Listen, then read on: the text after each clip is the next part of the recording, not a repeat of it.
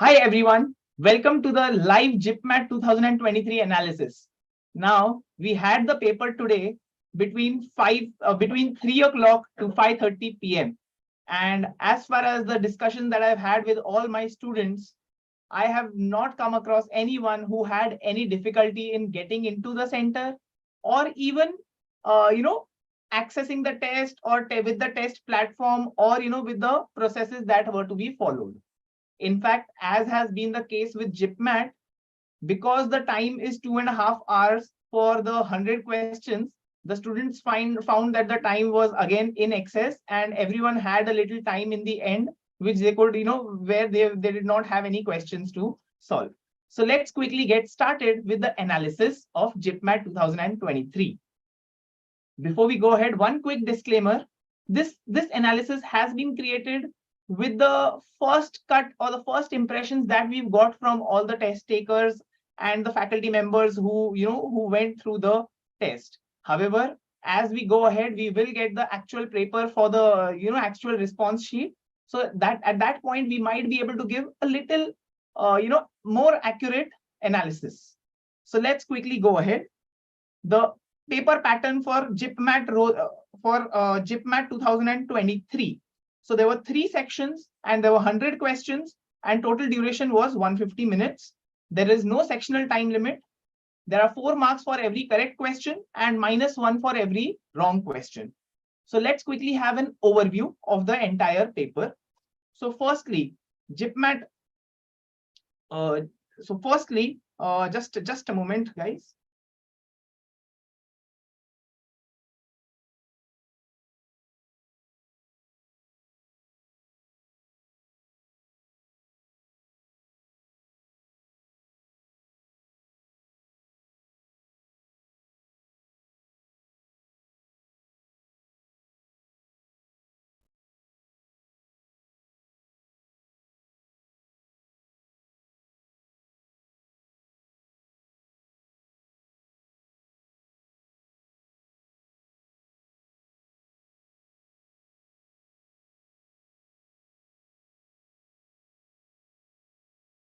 All right. So let's continue with the overview. Sorry for that disturbance. So for JIPMAT 2023, as we have analyzed, the quantitative aptitude section or the quantitative ability section was easy to moderate. Now, the section overall was easy, but there were a couple of questions here and there which were slightly lengthy or difficult, and students could get confused in those questions, and that is why we get the good attempts at 30 out of the 33 and a good score to be around 110 or more.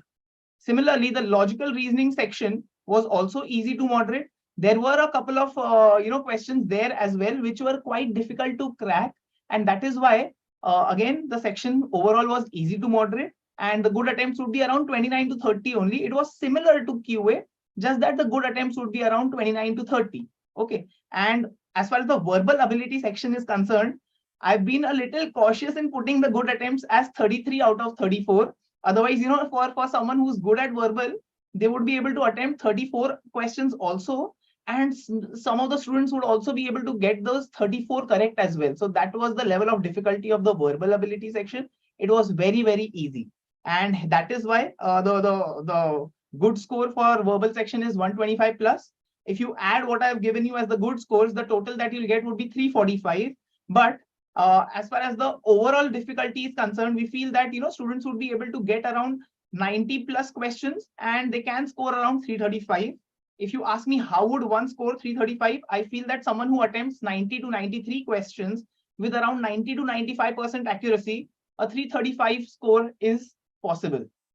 So let us get into the details of section wise breakup of questions.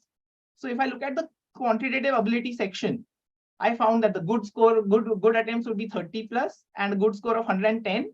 And this could be done in 45 to 50 minutes. Now, I've been a little liberal as far as the time allocation is concerned because JIPMAT gives us that liberty. So why not use it?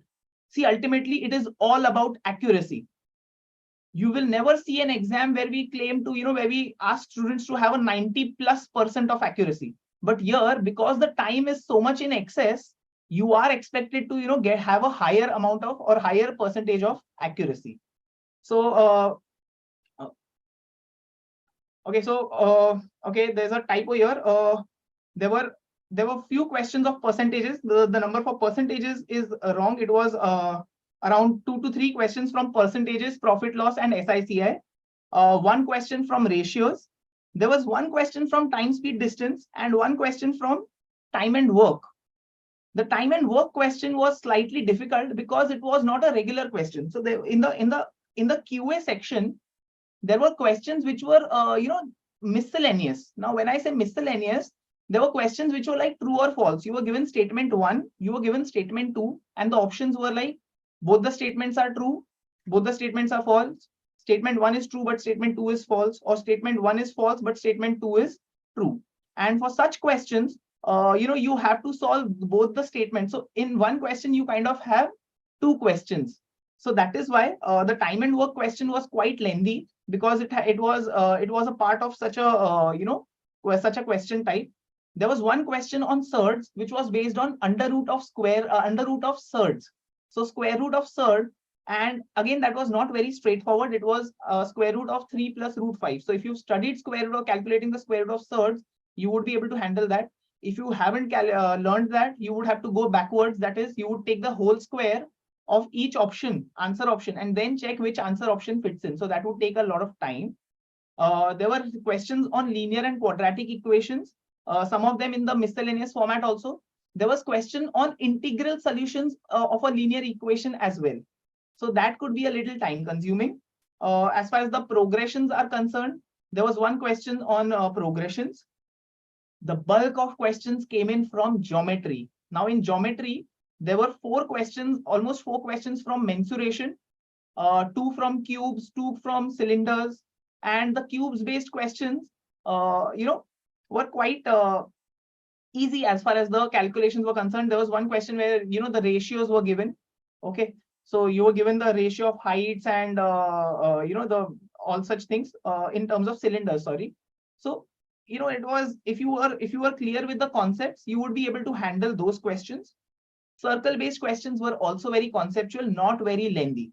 Okay, so if you did your basics of geometry well, you would be able to handle the entire geometry and mensuration based 7 to 8 questions that we had. There was one question on set theory or Venn diagram, which was very basic, and almost 3 to 4 questions of probability. So kind of these topics, especially permutations, combinations, probability, because they are kind of the topics which are taught to students in class 11th and 12th. Some students tend to leave out such topics while preparing for exams. So if you haven't left out these topics, and if you've gone through all the material or the basic classroom courseware, you would have been able to handle the probability questions well. There was one question on trigonometry where sine theta plus cos theta was equal to 0, and you had to find out the value of sine to the power 4 theta plus cos to the power 4 theta, something like that. So that was also a straightforward question, because that you could have simply substituted the values and got the you could have identified their magnitude would be 1 by root 2 and handled that question. There was one question on functions, and there were a lot of questions on numbers. Now numbers questions were based on divisibility tests, or if there's a number which is k square minus 1, then what can you comment about a number k square minus 1 which is divisible by 8, then what can be said about k? So such kind of questions were there from numbers. Again, these kind of questions, because you had so much time, they are easy. When it comes to time limitation that you have to answer these questions very quickly, they could become a little challenging, because you would have to you would have to answer them quickly. But here, because you had the liberty of taking a lot of time, you could handle these questions. Some of the divisibility questions also were a part of the true and false question type. So that is why the questions could get a little lengthy. But again, if you were clear with the concepts, and if you gave them the ample amount of time, you could handle them. There was one question of SICI which was typically very lengthy. So that was one of the questions which I assume that students could have left or kept for later. However, because we had ample amount of time, for these 33 questions that we had of QA, even if you gave 50 or 55 minutes, that would be fine. In my opinion, the ideal time required to attempt all questions of QA would be around 45 to 50 minutes, and you could have scored around 110. You could have scored around 110 marks here. If I move on to the next section, that is logical reasoning. So again, there was one question on blood relations. Coding, decoding, there were 2 questions, and number series were 4 questions. Now, coding, decoding was slightly difficult. So even for the mentors to crack, basically coding, decoding is something which requires a lot of practice. And if you haven't seen a certain typical type of question, or maybe the logic that is being used in the question, you could get stuck in a coding, decoding, or a number series question. As far as the number series questions were concerned, they were not very tricky, but there was one question in coding, decoding which was slightly difficult to crack. Directions question was very simple. Arrangement based questions, again, there were in the arrangement based, there were a lot of single questions, like comparing A is greater than B, but B and B is greater than C. So finding out who is the greatest, who is the smallest, those kind of arrangement questions. Then there was a hexagon based arrangement question. Then there was a linear arrangement based question between students. There was also one matrix arrangement based question, where you had 4 students, 4 cities, 4 sports, all of it. And though that matrix arrangement question had 2 questions, it had a lot of parameters, but that was very lengthy. Conditions were also there, but again, we had time. So that's why I would consider that one would be able to solve that in the given amount of time that we had. Hexagon based question, many of the students have told me that they found it to be a little ambiguous. Like there were multiple cases possible, but some of them who handled the question smartly told me that we basically have reported that based on the answer options, they were able to identify what basically which case out of the arrangements had to be taken. Now that remains to be seen after we get the actual question paper, whether there was any whether there were multiple cases possible in the arrangement or not. Okay, there were no questions of data sufficiency, surprisingly. As far as the data interpretation is concerned, there was one data interpretation set on students and their scores in 6 subjects. Now here one had to be careful. The data given was in percentages, and the total marks of each subject were out of 120. So I came across a few students who had not considered this and kind of lost out marks over there. So that could be a a spoiler, game changer kind of for students who miss out there. But again, if you missed out on a couple of questions here, you can always cover it up from in terms of the other sections and other questions in this section also. So basically a table based data interpretation. There was a pie chart based question. Now that pie chart based question again was fairly simple, doable question. And there was one question based on toll, few 4 vehicles, the amount of toll that they have to pay. Now this set, the toll based set, as was reported to me, the values were very close. So it was very calculative, and you had to calculate who has the second highest toll in a week or something. And the values were not very obvious. You had to calculate till the last digit, and that required a little time. But again, as we are all happy, as I've been saying repeatedly, the time was way in excess. So that's why that was not an issue for us. As far as clocks and calendars are concerned, there were 3 to 4 questions on clocks and calendars. There was also a match the column question type in LR. So just like you had true and false as a question type in QA section, there were a few match the column questions in LR. So here what you had was, basically one was a straightforward clock based question where you were given time. Another question was based on match the columns. So you're given 4 different sub questions. The easier part here was, even if you solve one of the match the column, so if column A and column B, if you match one of the elements of column A to column B correctly, you were able to eliminate the options and get to the answer. So that's why it wasn't lengthy. Okay, directions based questions was one. I realized that I've added that twice. Okay, there were 3 to 4 questions on analogy and odd man out. Analogy was fairly simple, but odd man out had jumbled words and then you had to odd man out. For example, summer, winter, monsoon, and clouds. So the words were jumbled. Summer would not be spelled summer.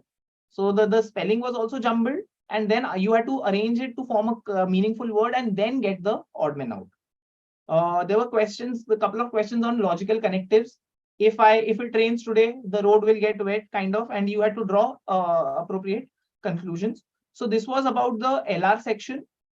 As you can see, the most dreaded part, that is the verbal reasoning part, arrangement, arguments, and statement conclusion, assumptions, cause and effect. Such question types are not tested in JIPMAT, and that is what makes your LR section very high scoring, as good as quant section, because you don't have a lot of scope to lose out marks here, because there's no subjectivity. You get an answer, otherwise you don't get an answer. So that's why this section also was easy to moderate, because there were a couple of questions here and there which were slightly lengthy or a little ambiguous, and that's why the good attempts and good score are similar to the QA section. You would have seen in the overall, I've put good attempts as 29, now 30, so it was a close 29-30 for the LR section.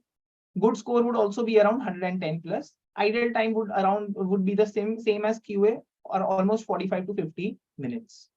Okay, and moving on to the verbal ability section. Again, the total was 34 questions in the verbal ability section, and you had only one reading comprehension of 4 questions, which was a sitter. The questions were very straightforward. There were 4 fill in the blanks questions, vocabulary. There were 10 synonyms, antonyms questions. Now again, I would like to highlight, I made a mistake here in the PPT. The total question says 40. It's not 40, it is 34. I'll just mark that out. Okay, so this was 34. Yeah. So vocabulary, synonyms, antonyms, and idioms. There were 10 questions, out of which 8 questions were straight antonym based questions. 3 of them had the word in the sentence. Otherwise, the words were also given directly. There were two questions on spelling correction also, or the correct spelling. For example, what would be the correct spelling of unequivocal? So the word was not given to you, but there were 4 options, and you just had to identify which of them had a correctly spelled meaningful word. So that was the spelling correct, spotting the correct spelling. Then there were questions based on sentence correction and error spotting. Now, sentence correction or error spotting type questions were, more than sentence correction, the question was correct sentence. You had 4 of statements in the options, and you had to identify which of them is grammatically or correct according to the rules of English. So 4 such questions, and there were 2 questions on spotting the error also. Like there were parts of sentence given, you had to identify which part of the sentence had an error. So that was there. There were a couple of questions on fill in the blanks, where you had to fill in with the appropriate prepositions. Then there were basic questions on converting words, sentences from active to passive voice and passive to active voice, converting from direct to indirect speech, and 1 question on converting indirect speech to direct speech. There were 2 questions on jumbled sentence, where you were given parts of sentences which were parts of a sentence which was jumbled up, and you had to arrange it in the correct order. Kind of basically a question similar to para jumble, but instead of para jumble, it was a sentence jumble. So again, a total of 34 questions. And if someone who had prepared well for verbal ability, they could attempt all the 34 questions, and if not 34, at least 33 questions, and you would be able to score 125 or more, even in less than 25 minutes. So I would, assign the ideal time to be 20 to 25 minutes. And the sectional difficulty was not even easy to moderate. In fact, it would be easy only. Okay. So with that, I again come back to my overall analysis. The overall difficulty was easy to moderate. Good score would be around 335 plus, and the section wise good scores would be 110, 110, and 125. If I hope I have been able to cover the capture the essence of the paper. We'll come out with a more detailed analysis once the paper is released. I hope the first cut or the first impression analysis was, helpful to you.